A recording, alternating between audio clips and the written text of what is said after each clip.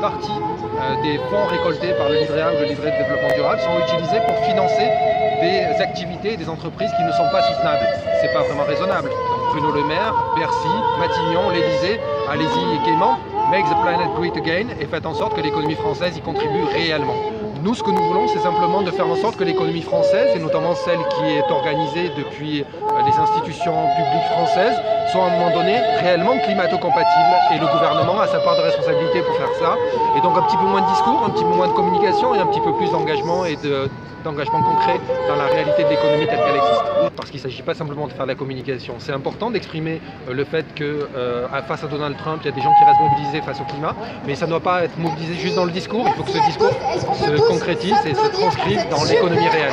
Emmanuel Macron, c'est un discours offensif sur la question climatique et en même temps c'est la mise en œuvre d'un accord UE-Canada qui n'est pas climato-compatible.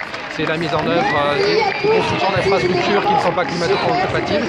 Donc il y a un décalage extrêmement fort entre le discours et la réalité des actes sur le terrain. Et c'est ça qui doit cesser pour que demain on puisse supporter la crise climatique qui arrive.